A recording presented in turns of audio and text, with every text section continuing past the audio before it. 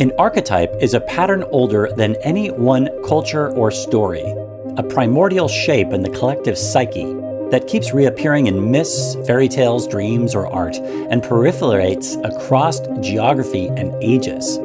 Characters, images, and motifs that recur not because someone invented them, but because they are expressions of structures somewhat timelessly present in the human mind.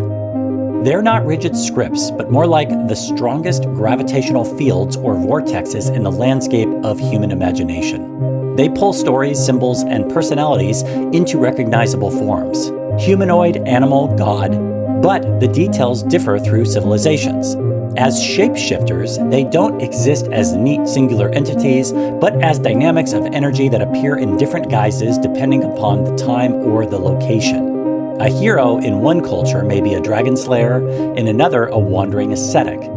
A great mother may manifest as a caring elderly woman, or even a devouring witch, or even the nourishing earth. From a more mystical vantage, archetypes can be seen as the language of the collective unconscious, meaning the hidden mind of humanity dreaming itself across millennia.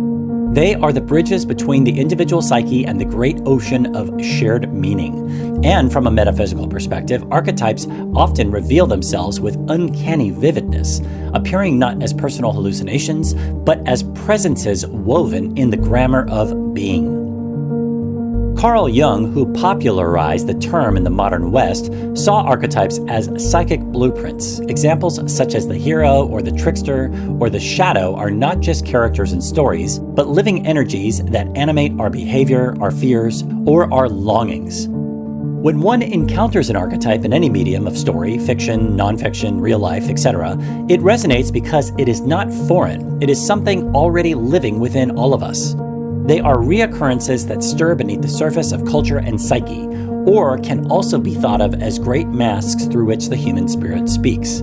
Jung himself never codified a fixed list. Instead, he spoke of archetypes as primordial, universal patterns in the collective unconscious that manifest in myths, dreams, and symbols.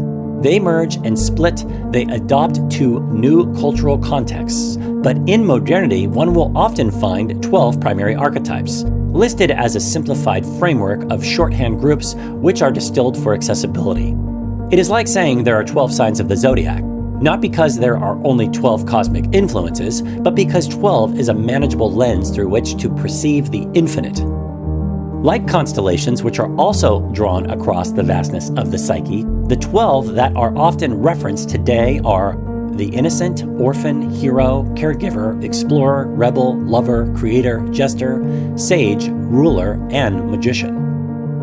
The innocent is the child at dawn, radiant with trust, longing for paradise, embodying faith in the goodness of life. The orphan is the exile who knows abandonment, the one who has tasted betrayal. The hero is the wanderer of will, striding forth to overcome obstacles, to prove strength, to bring order out of chaos. The caregiver is the nurturer, the parent, the one who tends and sacrifices. The explorer is the wanderer, the seeker of new horizons. The rebel is the firebrand, the destroyer of false structures. The lover is the pulse of desire, union, beauty, passion. The creator is the artist, the innovator, seized by vision and compelled to give it form. The jester or trickster is the clown who unmasks illusions with laughter. The sage is the seeker of truth, the philosopher, the one who strives for clarity beyond illusion. The ruler is the king, the queen, the sovereign who seeks order and structure. The magician is the shaman, the alchemist, the transformer of reality. Together, these 12 are a chorus of human possibility, each with gifts and dangers. So think of the 12 not as a closed canon, but as a practical map of organizing the infinite archetypal terrain. Beyond them, there are countless others, some culturally specific, some universal, all alive with the collective imagination. Each of us is a theater where the 12 act out their eternal play. Sometimes the lover takes the lead, sometimes the rebel storms the stage, sometimes the sage speaks through us. So here's the catch. An archetype is not a thing one sees so much as a lens they look through. We don't encounter the hero, we encounter someone who we interpret as fitting the hero pattern. To know primary archetypes is to know our inner dramatis persona, the gods and goddesses who move within us as an ocean of forces waiting to be recognized, shaping our choices, our desires, our fears. To know them is to know ourselves more deeply, to see that life is not a linear march, but a dance amongst archetypes. Sometimes we are the hero, sometimes the fool, sometimes the magician, sometimes the lover. To say, the rebel has arrived, the lover is stirring, the shadow is rising. Because when one recognizes them, they are less likely to be possessed by them unconsciously and more able to dance with them creatively.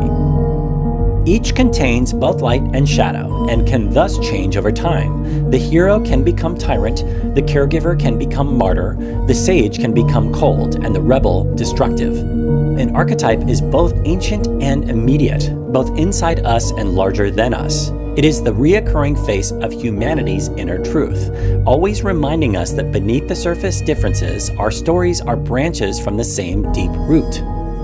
So the real task is not to memorize lists, but to develop archetypal literacy, to be able to see when one of these great forces is moving in our personal interactions or the culture around us. To know these archetypes is to know the language of the psyche itself, to see that our lives are not random, but mythic stories in motion. Across Ages.